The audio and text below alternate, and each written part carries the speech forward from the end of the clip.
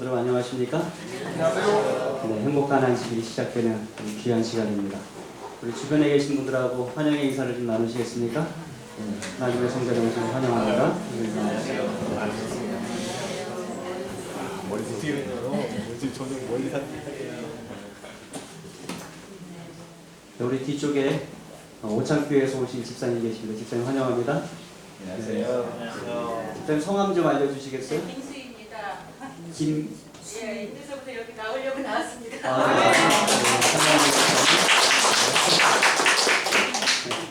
거기 가수입니다. 김수희, 네, 김수희 집사님, 네 환영합니다. 네. 지난주에 우리 황호익 집사님 부분 되시는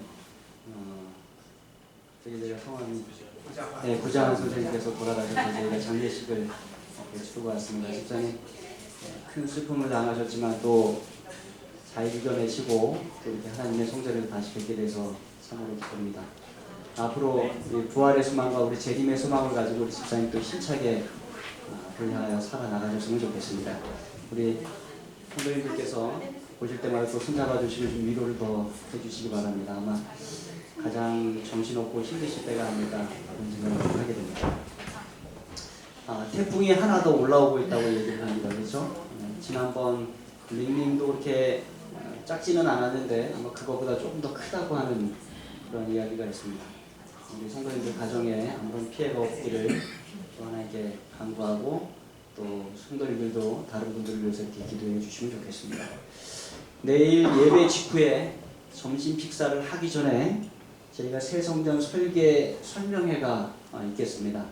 설계사 대표가 오셔서 예배가 마친 이후에 바로 가장 많은 성도님들이 함께 보고 나누실 수 있는 그 시간에 저희들이 설명회를 하자 이렇게 말씀하셔서 그렇게 하고 설명회를 보고 들으시고 의견이 있으면 그때 말씀을 하시면 됩니다.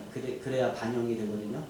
또 이런 의견들도 말씀해 주시고 또 기타 또 하실 말씀들도 그때 하시면은 우리 설계사님이 뭐 가능합니다, 가능하지 않습니다, 뭐 이런 답변들도 해주시고 또 의견들을 주시면 이제 나중에 저희가 건축위원회를 통해서 거기서 또 변경할 부분들을 또 변경하고 하는 거의 마무리 작업이라고 보시면 될 것 같습니다. 그래서 설명하실 때 하나하나 잘 들으시고 관심 있게 보셔서 또 많은 의견들을 표현해 주시면 좋을 것 같습니다.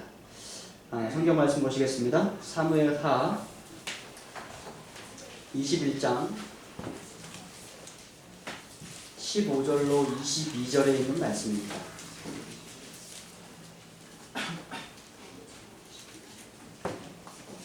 사무엘하 21장 15절로 22절 저희가 함께 교독하도록 하겠습니다. 사무엘하 21장 15절로 22절 제가 호수절을 읽겠습니다. 성도님들이 함께 짝수절을 읽어주시기 바랍니다. 블레셋 사람이 다시 이스라엘을 치거늘 다윗이 그의 부하들과 함께 내려가서 블레셋 사람과 싸우더니 다윗이 피곤하네.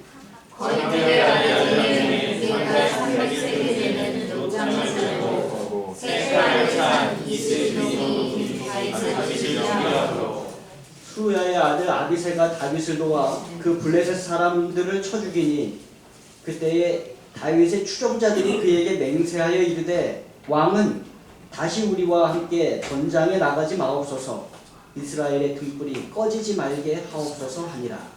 그 후에 다시 블레셋 사람과 굽에서 전쟁할 때에 후사 사람 19개가 저기한 자들 중에 사를 쳐 죽였고 또다시 블레셋 사람과 곱에서 전쟁할 때에 베들레헴 사람 야레 오르기의 아들 엘하나는 가드 골리앗의 아우 라흐미를 죽였는데 그 자의 창자루는 배틀째 같았더라. 또 가드에서 전쟁할 때에 그곳에 키큰 자 하나는 회장과 메발의 각이 6조씩 모두 24명이나 있는데 저도 장대한 자의 총이라. 그가 이스라엘 사람을 능욕함으로 다윗의 형 삼마의 아들 요나단이 그를 죽이니라. 이 네 사람 가드의 장대한 자의 소생이 다윗의 손과 그의 손의 손에 다 죽었더라. 이 이야기는 역사적 순서에 따라, 시간의 순서에 따라 이곳에 기록되지 않았습니다. 그 전에 있었던 이야기인데 이제 다윗의 생애 말년을 정리하면서 이 이야기도 특별한 목적을 가지고 이곳에 이렇게 기록이 되었습니다. 좀 궁금해하는 거 있어요. 이 이야기는 왜 여기에 기록되었고, 하나님은 영적인 교훈을 위해서 우리에게 이 기록을 여기 기록하셨는데 도대체 무슨 영적인 교훈이 여기에 있는가 하는 것이 우리가 궁금한 것입니다. 이야기는 사실 사무엘하 8장과 9장 그 이후의 사건으로 보입니다. 사무엘하 8장으로 한번 넘어가 보면요, 1절 함께 보시겠습니다. 사무엘하 8장 1절입니다.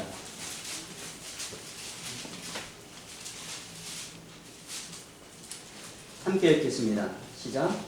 그 후에 다윗이 블레셋 사람들을 쳐서 항복을 받고 블레셋 사람들의 손에서 메덱 암말을 빼앗습니다. 이 다윗이 블레셋 사람들을 쳐서 항복을 받았다. 8장 1절은 그렇게 기록합니다. 그리고 그들에게서 무엇을 빼앗았대요?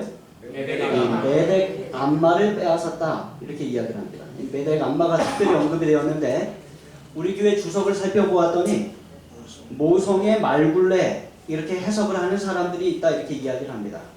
그리고 그 같은 사건을 역대상 18장 1절이 똑같이 기록을 하고 있습니다. 한번 찾아서 읽어보시겠습니다. 역대상 18장 1절입니다.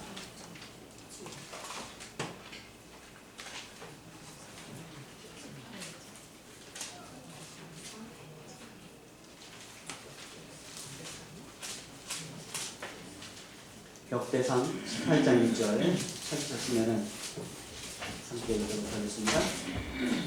시작. 그 후에 다윗이 블레셋 사람들을 쳐서 항복을 받고 블레셋 사람들의 손에서 가드와 그 동네를 빼앗고. 그러니까 또 말씀을 정리해 보면 블레셋이 다윗에게 패했고 속국이 되었습니다. 그 영토의 일부, 특별히 그들의 모성이요 주요 도성인 무엇을 빼앗겼어요? 가드와 그 동네를 빼앗겼어요. 완전히 굴복한 것입니다. 그러니까 사무엘하 8장 1절에서 말씀하는 메덱 암마는 가드와 그 동네 많은 부분을 불러 일컫는 말이 되겠습니다. 모성의 말굴레, 그러니까 아주 중요한 어머니 성과 같은 도성, 그리고 아주 중요한 요지 말굴레. 근데 그것이 가드와 그 동네를 빼앗기고 블레셋이 거의 항복을 하고 이제는 물러선 것입니다. 그런데 오늘 말씀에 다시 돌아가 보면 사무엘하 21장 15절은 어떻게 시작을 합니까? 사무엘하 21장 15절로 다시 돌아가서 읽어보겠습니다. 함께 읽겠습니다. 시작. 블레셋 사람이 다시 이스라엘을 치거늘 다윗이 그의 부하들과 함께 내려가서 블레셋 사람과 싸우니 다윗이 블레셋 사람이 다시 이렇게 기록하고 있습니다. 성경은 특별히 다시라고 이렇게 기록하고 있습니다. 이 블레셋은 다윗의 역사 속에서 개인적으로 국가적으로 꽤나 괴롭히는 그런 대상이었습니다. 가슴앓이의 대상이었어요. 계속해서 개인과 국가를 괴롭혔던 주적이었습니다. 그런데 그들이 괴멸되고 항복했는 줄 알았는데 어떻게 된 거예요? 다시 나타난 것입니다. 다시 나타났어요. 이 정도면 항복했다, 이 정도면 끝났다 싶었던 블레셋이 다시 나타난 것입니다. 특별히 그들이 거인족이었어요. 그래서 16절 말씀해 보면 거인족의 아들 중에 무게가 300세겔 되는 노창을 들고 세 칼을 찬 이스비브노, 이름도 참 어렵습니다. 이스비브노이 다윗을 죽이려 함으로 이게 거인족이 나타납니다. 여러분, 다윗이 처음에 죽였던 이 블레셋의 장수 누구입니까? 골리앗이에요. 이 골리앗의 키가 약 3m 가까이 됐다고 그래요. 상당히 큰 거죠. 우리 거의 3m 하면은 우리 한 거의 2배 정도까지 느껴지는 아주 그런 큰 거인이었습니다. 그런데 지금 그런 거인족의 공격이 다시 시작이 된 거예요. 급기야 이 전쟁 중에서 다윗이 피곤하게 되었고 어떻게 되었어요? 죽을 위기에 처하게 되었습니다. 오늘 말씀은 우리가 이렇게 자세히 좀 읽어보시면 태산 같은 상대에 비하여 다윗은 피곤하고 연약한 모습으로 그려져요. 그러니까 성경이 대조적으로 하고 있는 것입니다. 마치 다윗이 처음 골리앗과 싸울 때 어린 소년 다윗과 거대한 3m 가까이 되는 그 장수 골리앗을 대조시켰듯이 오늘 말씀에서도 싸움 중에 피곤한 다윗과 이 무게가 300세갈이나 되는 노창을 들고 세 칼을 찬 이스비노봇을 이렇게 이제 대조시키는 것입니다. 그리고 17절에 수르야의 아들 아비새가 다윗을 도와 그 블레셋 사람을 쳐 죽이니 그때의 다윗의 추종자들이 그에게 맹세하여 이르되 왕은 다시는 우리와 함께 전장에 나가지 마옵소서. 이스라엘의 등불이 꺼지지 말게 하옵소서 합니다. 블레셋의 거인족과 맞아 싸우던 다윗이 피곤해서 죽을 위기에 처했는데 누가 구해주었습니까? 조카 아비새가 와서 수르야의 아들 아비새가 와서 구해주었습니다. 충성스러운 신하 아비새 덕분에 다윗이 위기에서 탈출하게 되었어요. 그 이후에 다윗이 전쟁터에 나가지 않게 되었습니다. 좋은 일입니까? 근데 그 이후에 밧세바 사건이 일어나요. 전쟁터에 나가지 않고 왕궁에서 옥상에서 거닐다가 목욕하는 밧세바를 보고 그와 함께 가늠의 죄를 지게 되는 것입니다. 꼭 좋은 일만은 아닙니다. 어쨌든 간에 그 이후에 이스라엘의 등불이 꺼지면 안 된다 해서 다윗이 전쟁에 나가지 않게 되는 것입니다. 어쨌든 다윗이 한 번은 죽을 뻔했는데 아비새의 도움으로 살아났습니다. 그런데 18절에 다시 이렇게 얘기합니다. 그 후에 다시 블레셋 사람과 곱에서 전쟁할 때에 후사 사람 십부개는 거인족의 아들 중에 삽을 쳐 죽였고 그 거인을 나타나면 죽였는데 또 나타나면 죽였는데 또 다시 어떻게 해요? 또 다시 나타나요. 그리고 19절입니다. 함께 읽겠습니다. 시작. 또다시 블레셋 사람과 곱에서 전쟁할 때에 베들레헴 사람 야로김의 아들 엘하나는 각을 골리앗에게 나오미를 죽였는데 그 자의 창자로는 베틀세 같았더라. 여기 19절 시작할 때 또 뭐가 나타나요? 또다시 나타났어요. 이번에도 거인이 나타나는데 이번에는 누구라고 합니까? 골리앗의 동생이에요. 골리앗의 동생이 아직까지 살아남고 있었어요. 그자의 창자루가 배틀째, 아주 사람의 키보다 훨씬 더 큰 그러한 배틀째 같은 그러한 창자루를 가지고 있던 그 골리앗의 아우가 나타났어요. 그런데 그도 다윗과 동향인 베들레헴 사람 야레 오르김의 아들 엘하난이 죽였습니다. 그리고 20절에 또 있습니다. 시작. 또 가디에서 전쟁할 때에 그곳에 큰 사람 하나는 손가락과 발가락이 각기 6개씩 24개가 있는데 그도 거인의 선생이라. 그래서 20절의 시작이 또 뭐로 시작해요? 또 가디에서, 그러니까 이 거인이 나타나면 전쟁에서 죽였는데 또다시 나타나고 또 죽였는데 또다시 나타나고 죽였는데 또다시 나타나고 마지막으로 갈수록 더 세지는 것 같아요. 골리앗의 동상도 나타나고 또 마지막에는 손가락과 발가락이 각각 6개인 그래서 우리 별명이 있었죠. 이런 분들의 유수원이라고 하는 별명이 이런 분들이 가끔가다 마을 예전에도 있었습니다. 저희 마을에도 한 분이 계셨어요. 근데 상당히 크죠. 손가락이 하나씩 더 있고 발가락이 하나씩 더 있고 그러니까 몸집도 크고 이제 손도 발도 다 큰 그런 분들이 그런 거인이 이렇게 자꾸 나타나는데 거인이 갈수록 더 커지고 더 귀괴해지는 그런 모습이 나타나는 것입니다. 그런데 어떻게 되었는가? 21절 함께 읽습니다. 시작. 그가 이스라엘 사람을 능욕함으로 다윗의 형 삼나의 아들 요나단이 저를 죽이니라. 그도 역시 죽고 말았습니다. 제가 이 장면을 보면서 어릴 적에 보았던 만화 영화가 생각이 났어요. 뭐 연세가 되신 장모님들이나 집사님들은 모르실지 모르겠지만 제 나이 때나 아마 그보다 조금 위아래에 계신 분들은 다 기억을 하십니다. 마징가 제트, 그랜다이저, 또는 이게 독수리의 노동제 막 이렇게 나오는데 그리고 이제 우리 아이들이 커서는 뭘 보기 시작했냐면 파워레인저 이걸 보기 시작했어요. 근데 이런 만화와 같은 이 영화의 공통점이 하나 있습니다. 뭔가 하면 적이 나타나요. 적이 나타나면 이 주인공들이 출동을 합니다. 그래서 적을 해치워요. 그러면 다음 화에 또다시 누가 나타나요? 네, 적이 또 나타나요. 그러면 이 주인공들이 또 출동을 해서 연합해서 그 적을 무찌릅니다. 그런데 그 다음 화가 되면 또 어떻게 돼요? 또 나타나요. 적이 또 나타나요. 그러면 이제 이 주인공들이 가서 또 연합해서 죽이는데 어려움도 겪고 죽을 고비도 넘기고 이렇게 해가면서 이제 이겨나갑니다. 재밌는 것은 적이 점점 더 강해져요. 처음엔 좀 약했는데 좀 쉽게 이겼는데 조금 더 지나면 더 강해지고 또 강해지고 한 마리 나타나던 것이 여러 마리 나타나고 막 그렇게 해나가는 것입니다. 근데 오늘 말씀해 보니까 꼭 그래요. 이 다윗이 블레셋을 분명히 항복시켜오고 이겼었는데 얼마 시간이 지나서 블레셋이 또 다시 공격해 오는 것입니다. 그런데 그 블레셋 군대 중에 누가 꼭 있어요? 거인이 있어요. 거인이. 그래서 거인이 나타나면 그를 죽였어요.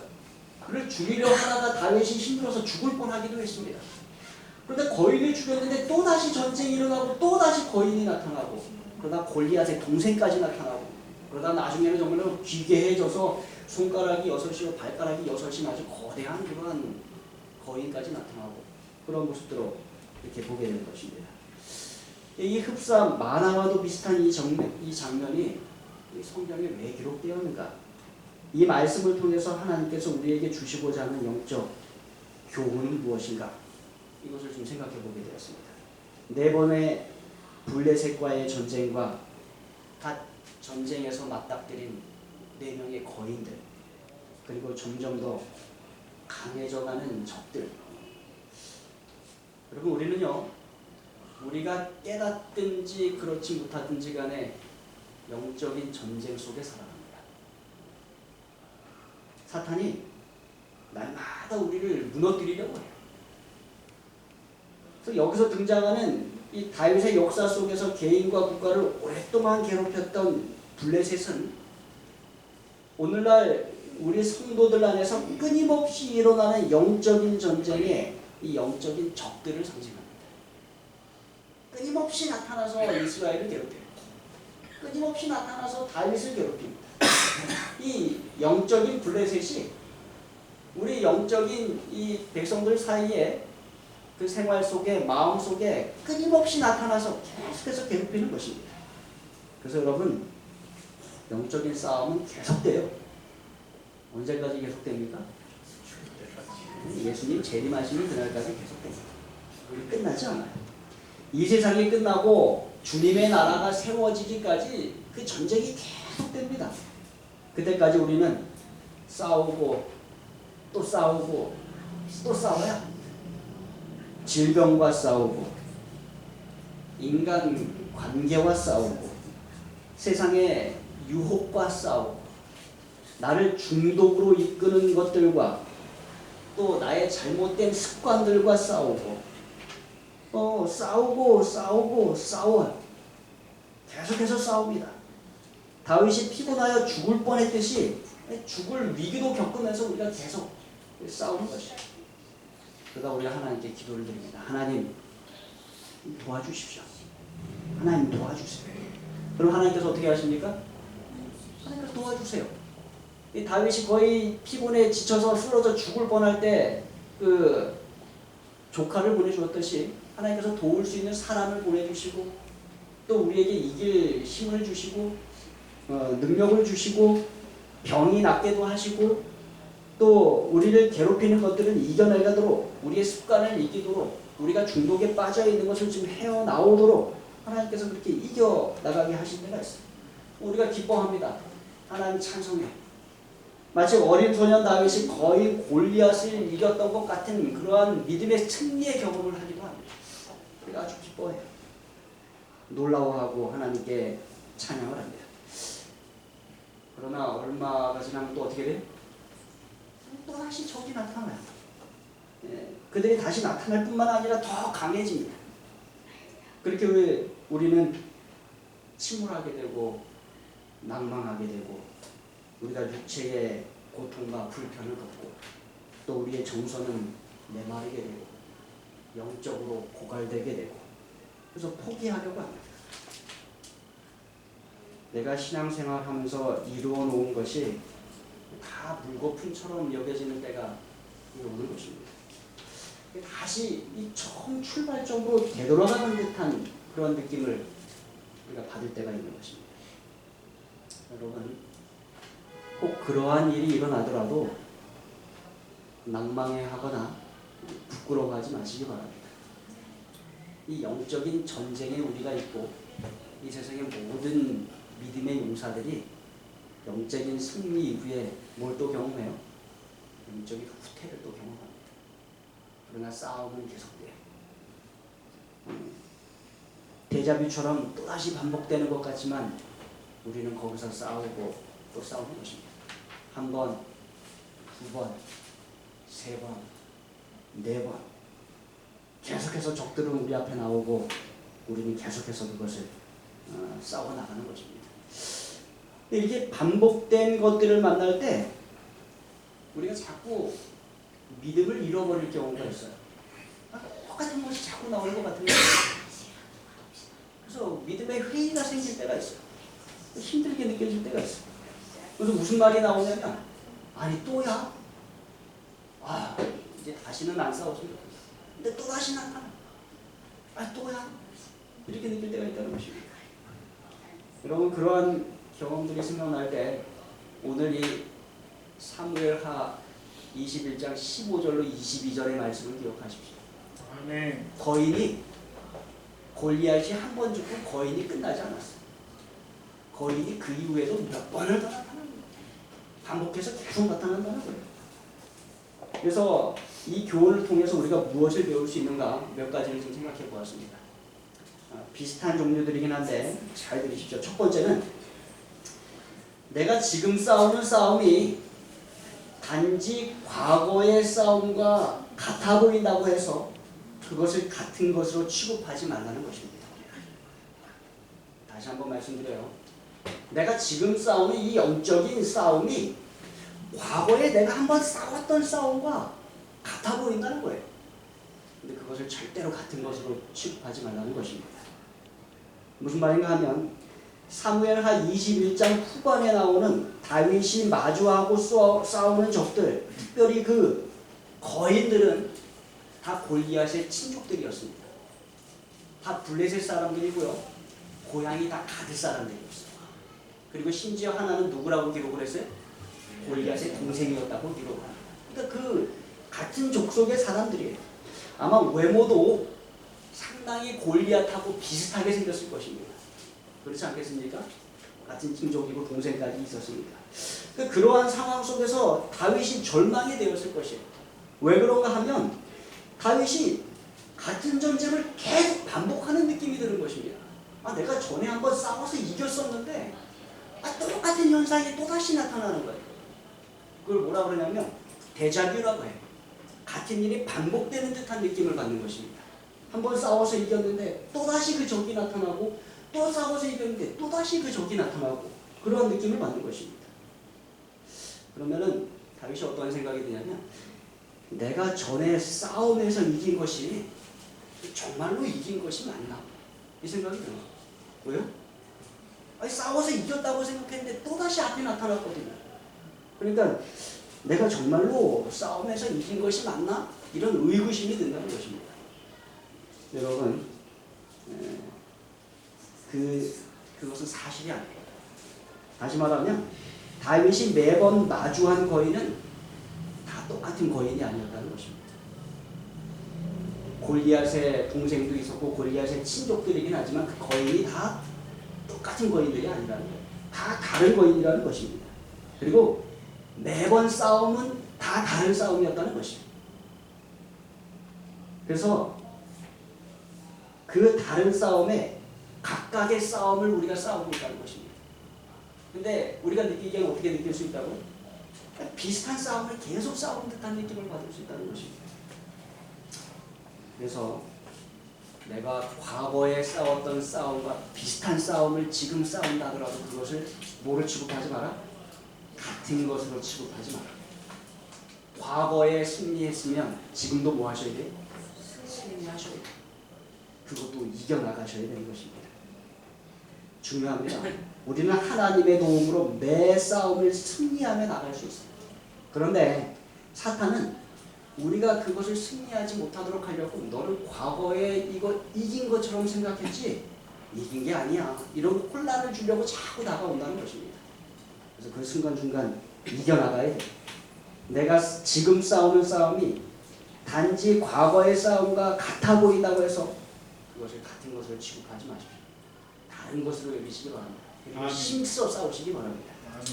두 번째, 내가 지금 싸우는 싸움이 단지 과거의 싸움과 같아 보인다고 해서 과거의 승리를 승리가 아닌 것으로 취급하지 말라는 것입니다. 무슨 말인가 하면 과거에 한번 싸워서 이겼어요. 근데 또다시 같이 나타납니다. 똑같은 게 나타나요. 그러면 사람들이 생각해 내가 전에 이긴 게 아니었나? 이 생각을 한다는 것입니다. 이게 왜 중요한가 하면요. 만약에 사탄이 내가 전에 이긴 게 아니었나라는 확신을 우리에게 주게 되면은요. 여러분은 과거에 단 한 번도 승리를 하신 적이 없는 거예요. 과거에 분명히 싸워서 이겼는데 똑같은 싸움이 나오면서 사탄은 너가 이긴 게 아니야. 이런 의미를 자꾸 준다는 것입니다. 여러분 이게 왜 중요한가 하면 과거에 승리한 사실이 없다면 과거에 하나님께서 여러분을 도운 사실도 없어요. 과거에 하나님께서 여러분에게 승리를 주신 사실도 없어요. 그리고 이게 왜 중요한가 하면 그러면 앞으로도 뭐 할 수 없어요? 승리할 수 없어요. 이 생각을 심어주는 것입니다. 그래서 반드시 기억하셔야 될 것은 과거에 비슷한 싸움에서 승리를 거두셨다면 그것은 뭐가? 승리한 것이고 하나님께서 일을 이루어주신 것이고 우리에게 승리 주시는 여러분 기억하시기 바랍니다. 그렇게 믿기 시작하면요. 과거에 이긴 이 싸움에서 나는 현재에서도 이길 수 있다는 확신을 가지게 됩니다. 그러니까 여러분의 생각이 어느 쪽으로 방향을 틀냐에 따라서 그 결과는 엄청나게 달라질 수 있다는 것입니다. 제가 젊은 집사님들과 또 젊은 청년 학생들과 농구를 합니다. 또 테니스도 쳐요. 근데 농구를 하다 보면 하루에 여러 게임을 합니다. 여러 게임을 하는데 같은 팀이 몇 번씩 게임을 할 수 있어요. 그러니까 요 팀 딱 정해놓고는 한 번을 딱 게임을 합니다. 그리고 이겼어요. 우리가 이기고 나서 두 번째 게임을 또 하자고 합니다. 그럼 이 두 번째 게임 똑같은 게임을 또 하는데 그럼 과거에 내가 이긴 것이 아닙니까? 이긴 거죠. 그거는 완전히 그 전의 게임이고 이것은 완전히 새로운 다시 게임을 하는 것입니다. 그래서 과거에 이겼으니까 그러면 이번에는 최선을 다하지 않아도 됩니까? 최선을 다하지 않으면 집니다. 과거에 이겼더라도 이 게임에서도 최선을 다해야 돼요. 그래서 다른 것으로 보아요. 과거의 승리는 과거의 승리이고 또다시 그것을 기반으로 해서 이번 게임도 이겨야 한다라는 그런 것으로 우리가 나가야 하는 것입니다. 그래서 반드시 과거의 비슷한 싸움을 반복해서 하는 것이 아니라 우리는 매 순간순간 새로운 싸움을 계속해서 해나가고 있다는 것이 우리에게 필요한 것입니다. 세 번째로 우리가 기억해야 될 것은 단지 과거의 싸움과 비슷해 보이는 싸움을 내가 지금 한다고 해서 우리의 완전한 승리가 불가능하지 않다는 것입니다. 이게 비슷한 싸움을 계속 하다 보면 내가 완전히 이기가 이렇게 힘든가라는 생각이 든다는 거예요. 왜요? 싸워서 이겼는데 또다시 그 싸움이 다가온다는 것입니다. 또 싸워서 이겼어요. 근데 또다시 그 싸움이 다가오면 우리의 마음속에 무슨 생각이 들어요? 내가 이걸 완전히 이기기가 힘든 것인가? 이러한 의구심을 하는 거예요. 여러분, 우리가 알아야 되는 것은 우리가 계속해서 같은 싸움을 해나가더라도 영원한 승리가 가능하다는 것을 여러분 기억하시기 바랍니다. 네, 목회를 하다 보면 이 비슷한 시련이 계속해서 어떠한 한 분에게 오는 것을 보게 됩니다. 대부분 자기가 습관에 빠져있는 병에 관한 것이고요. 또 중독에 빠져있는 그러한 병에 관한 것입니다. 이러한 분들이 한 번은 이기고 두 번은 이기고 하다가 중간에 한 번 어떻게 되세요? 한 번은 넘어져요. 그리고 이제 다시 일어나서 또 얼마간의 기간 동안 이겨나가다가 또다시 어떻게 합니까? 또다시 넘어져요. 그러면 이분들의 마음속에 드는 생각이 뭔가 하면 완전한 승리는 불가능한 것인가? 이런 마음이 드는 것입니다. 그래서 그러한 마음이 들 때 이분들이 어떻게 하세요? 포기해버리십니다. 다시 과거로 옛날로 돌아가요. 그런 안타까운 일들이 일어날 때가 있다는 것입니다. 여러분 중요한 것은 반복되는 비슷한 싸움이 계속해서 우리 앞에 벌어진다 할지라도 완전히 승리할 때까지 나아갈 수 있다는 믿음을 가지시기 바랍니다. 이 빌립보서 1장 6절에 이렇게 말씀합니다. 함께 읽겠습니다.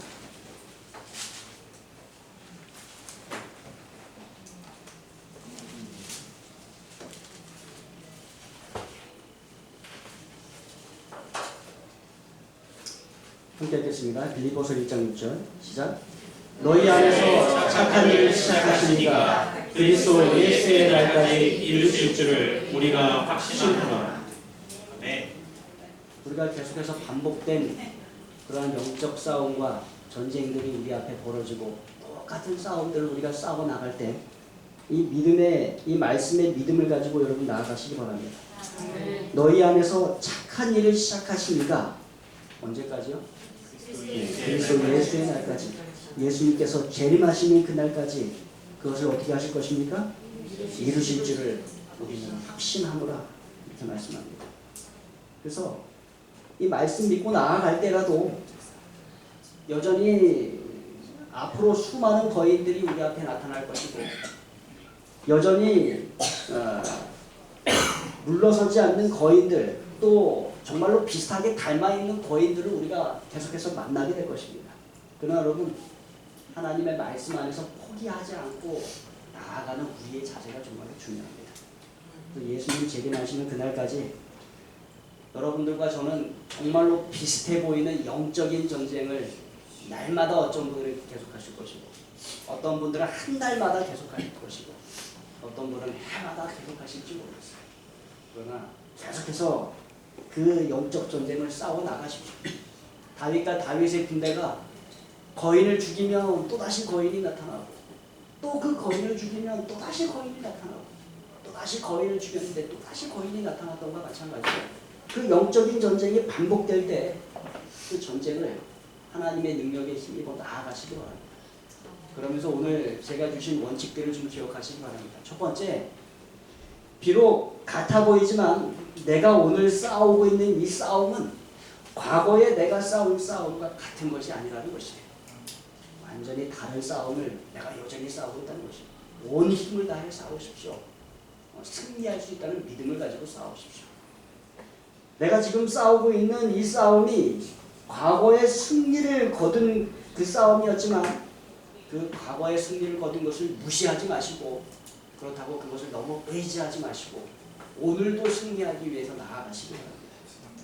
그리고 세 번째, 여전히 과거에 싸웠던 싸움과 비슷해 보이는 싸움을 반복해서 싸우는 것처럼 보일지라도 그래서 완전한 승리가 불가능한 것인가 라는 의구심이 들 때라도 누구를 힘입어? 예수 그리스도의 날까지 우리에게서 이루시겠다고 약속하신 하나님을 힘입어 그 싸움을 해나가시길 간절히 바랍니다. 아멘. 이 싸움이 한 번에 끝나지 않아요. 그리고 성경은 이 싸움이 언제 끝난다라고 우리에게 말씀해 주지도 않습니다. 그러나 하나님께서는 저와 여러분을 향한 최선을 알고 계세요. 그리고 나에게 힘줄 것이고 나에게 도움을 주실 것입니다. 오늘 말씀에서 우리에게 한 가지 더 위안이 되는 사실이 있는데 그것은 뭔가 하면 다윗이 처음에 골리앗과 싸울 때는 혼자 싸웠습니다. 그런데 오늘 말씀을 보니까 다윗이 싸울 때 혼자 싸운 것이 아니라 누구와 싸웠어요? 여러 승료들과 신복들과 같이 싸웠어요. 그런데 여기에 나오는 그 신복들의 이름을 살펴보면요, 전부 다 다윗이 아둘람 동굴에서 생활할 때 만났던 신복들이에요. 아둘람 동굴이 아주 옛날에 제가 말씀드렸던 곳이라 기억하실지 모르겠습니다. 아둘람 동굴에 살 때 다윗의 생활이 어땠습니까? 아주 끔찍했어요. 사울에게서 쫓겨나고 블레셋 가드에 갔다가 쫓겨나고 더 이상 갈 곳도 없고 숨을 곳도 없어서 사람이 사는 곳이 아닌 짐승이 거하는 어디에 가서 사는 곳입니까? 동굴에 가서 사는 것. 그런데 그때 자기 나라에서 억울한 일을 당했던 또 정말로 핍박을 받았던 사람들이 하나둘 다윗의 그 아둘람 동굴에 연합하기 시작합니다. 가족들이 오고 또 친구들이 오고 그렇게 해서 그곳에서 결성된 것이 다윗의 특별 부대예요. 그런데 오늘 이 거인들과의 싸움에서 거인들을 죽인 모든 사람이 다 어디에서 결성된 사람이에요? 그 아둘람 동굴에서 결성된 사람이에요. 다윗이 전에는 혼자 싸워서 골리앗을 이겼을지 모르지만 이제는 다윗이 혼자 싸우지 않는다는 거예요. 다윗의 부대가 나가서 싸운다는 것입니다. 그가 함께 싸우는 사람들이 있다는 것이에요. 여러분 주변을 한번 둘러보십시오. 우리가 세종 행복교회에 다니면서 참 기쁘고 행복한 일 가운데 하나가 누가 있어요? 믿음의 동료들이 있어요. 내가 힘들고 어려울 때 심지어는 다윗이 피곤해서 거인에 의하여 죽임을 당할 뻔할 때 아비새가 와서 도와줬던 것처럼 내가 힘들고 어려울 때 나를 도와줄 수 있는 믿음의 동료들이 우리 가운데 있다는 것을 아주 기억하시면 우리가 홀로 싸우는 것 아니에요. 우리가 함께 싸우고 있음을 여러분 기억하시기 바랍니다. 산상보훈 140페이지에 있는 말씀을 좀 읽어드리겠습니다. 그리스도께 순종하는 모든 행동, 그분을 위한 모든 극기의 행동, 훌륭하게 견디어낸 모든 시련, 유혹에서 거둔 모든 승리는 최후 승리의 영광을 향하여 나아가는 행진의 발걸음이다. 네. 우리가 순종하는 모든 행동, 우리가 극복하는 모든 극기의 행동, 훈련하게 견디어내는 모든 시련, 또 유혹에서 거둔 모든 승리는 어디를 향하여 가는 발걸음입니까? 네. 최후의 승리의 영광을 향하여 나아가는 발걸음입니다. 여러분들이 하나하나 싸워서 이겨나가는 그러한 모든 것들이 최후의 영광을 향하여 나아가는 발걸음들입니다. 이어서 이렇게 기록하고 있습니다. 그리스도를 우리의 인도자로 삼으면 그분께서 우리를 안전하게 인도해 주실 것이다. 아무리 큰 죄인이라도 길을 잃어버릴 필요가 없다. 떨고 있는 어떤 구도자도 순결하고 거룩한 빛 가운데서 걸어가지 못할 이유가 없다. 비록 길이 너무 좁고 너무 거룩하기 때문에 제가 용납되지 않을지라도 때때로 이렇게 느껴질 때가 있어요. 이 믿음 생활하는 것이 어떻게 느껴집니까? 너무 좁고 너무 거룩하기 때문에 나 같은 죄인은 용납되지 않을 것처럼 느껴질 때가 있다는 것이에요. 그런데 화이트 부인은 이렇게 기록합니다. 누구나 들어갈 수 있다. 그러므로 비록 의심하고 떠는 영혼일지라도 하나님께서 나를 돌보지 않으신다고 말할 필요가 없다. 이것이 말씀을 우리에게 주시는 약속입니다. 여러분 아무리 많은 비슷한 영적 싸움이 반복된다 할지라도 그 모든 것이 최후의 영광을 위하여 우리에게 주어진 것들임을 우리가 기억하기를 간절히 바랍니다. 아멘. 계속해서 하나님을 신뢰하고 믿음을 두고 우리가 나아가십시다. 무엇보다도 여기 말씀처럼 그리스도를 우리의 인도자로 삼고 나아가십시다. 우리가 부족해. 우리가 힘이 없습니다. 우리가 나약하고 우리가 여전히 죄에 쓰러지는 그런 사람. 그러나 하나님께서 우리를 받으십니다. 우리가 그 자리에 함께 할 수 있다고 말씀이 약속하고 있습니다. 우리가 계속해서 의지하고 나아가면서 승리를 경험하는 저와 여러분들에게 바라면서 말씀을 마치겠습니다. 아멘.